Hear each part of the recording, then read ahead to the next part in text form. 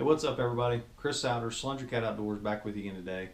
Today it's Video Viewer Friday, where I take your ideas for videos, turn them into reality to give you guys the maximum amount of information that I can put out to give you the better opportunity of catching more and bigger fish the next time you get a chance to hit the water.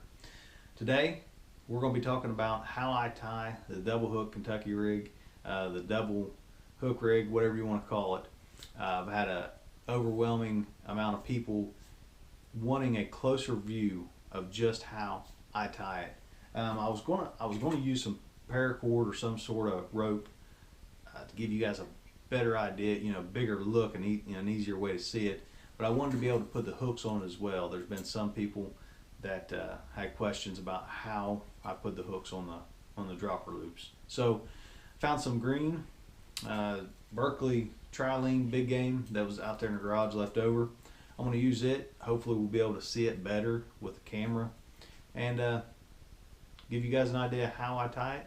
That way you can tie your own and take advantage of this great catfishing rig. So let's get to it.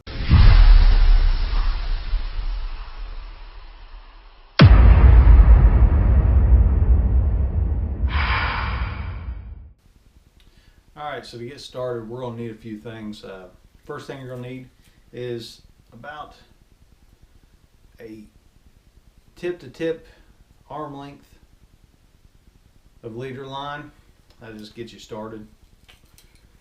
Cut that off. I don't know what that is, about 3 foot or so, I'm gonna reckon.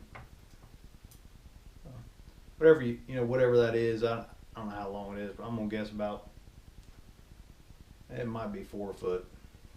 But make it longer than than you actually need to. That way you have plenty of plenty to play with at the end. You'll need 2 hooks of choice, a regular 100-pound crane swivel, and then some sort of snap swivel of your choice. This is just going to be for the sinker, so it can be cheap, lightweight, and easy to break. Okay, so to start with, the very first thing that I do is I go ahead and tie the sinker snap on to whatever end you choose to be. And a lot of people ask me what kind of knot I tie on my sinker end.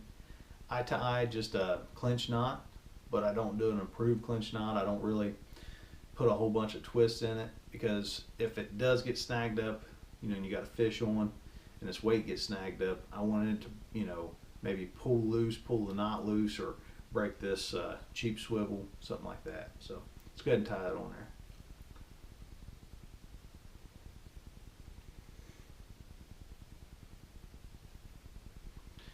there. Alright, so now we go from there. You're going to want about however far you want your first hook up off the bottom. Now, and this can change. So as you tie your Kentucky rigs, you can make this first one 6 inches off the bottom, or a foot, or 8 inches, whatever you prefer. But I normally like to go about 8 inches up, and then we'll start our tie-in from there. Alright, so now that we've decided we wanted about 8 inches, you want to come up and grab it, whatever you would want it to be, 8-10 inches from the bottom, and that's going to give your depth or your height up to your first loop. Okay, you're going to hold it with one hand. In this case would be my left hand, and then I'm going to make a loop in the line with the other one. Okay, and I'm going to hold both pieces in this same hand, and I'm going to pull and make that loop about 6 inches long. Okay, so now we have sinker line, however long we want it. We got our loop, which is going to be about 6 inches long, and we got our line going on up to the next loop. So now we're going to hold this with both fingers. Okay, and you'll have to work your fingers pretty good in it It usually takes 2 or 3 hands to do this, and you're just going to twist it. 1, 2, 3, 4, 5, 6. Okay. Now you always want to keep that hole in the center so that you can pull your loop up through that. Okay, so now we've got our loop through, and we'll just grab it with our lips and our, and hold it.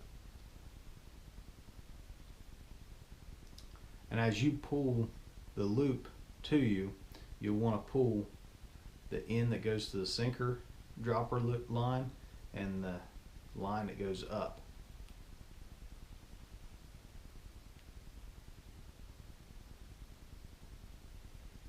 Just like that. Now you have your dropper loop 6 to 8 inches down to your sinker. Okay, and we're just going to go up however far we want. I usually like to go up about a foot apart. Okay, so we'll go up about a foot, and we'll repeat the process. Hold it in this hand, make a loop with the other, and now you got both of them in this hand. We're going to make this one about 6 inches long. Stretch that out there a little bit. Now remember, you want to keep that hole in the center as you twist. 1, 2, 3, 4, 5, 6. Okay. Then you reach through that hole and pull the loop up. As you pull it up, you just grab it with your lips. And remember, as you grab it, you pull the two other lines, pull them tight.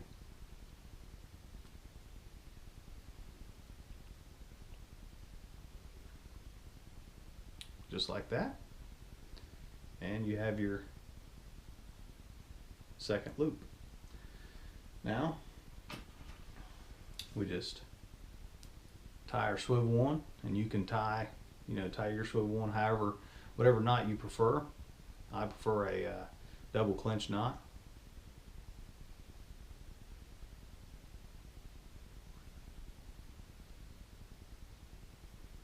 Or an improved clinch, however you want to trim that up.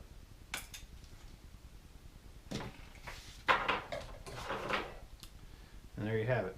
You got your swivel about 6-8 inches down to your first dropper. You got about, in this case, it's about a foot, a little over a foot, down to your second dropper, and then about 8 inches, maybe 10 inches to the sinker snap. Now, next step is putting the hooks on. So here's the dropper loop sticking out there. Okay, I'm gonna kind of pinch that together a little bit. I'm gonna stick it through the back of the eye, just like that. Okay, now you have a loop coming out. Now what I'm gonna do is I'm gonna hold the back of the shank of the hook, and I'm gonna open that loop up. Okay, and I'm going to take that loop, I'm going to put it straight down, under, back up, straight down, the opposite way, back up. Okay, I'm going to do that 3 times, and then I'm just going to pull it up tight on the shank of the hook, just like that. Now your hook is hanging there wide open. You got your sinker down here. That's your first one. We're going to do the second one the same way. Pinch that line closed a little bit. Stick it through the back. You can see how it's opened up there. I'm gonna go hold the back of the shank of the hook, open that up, go straight down, wrap it under around the shank, back down, under, back down. Pull it up tight. There you have it.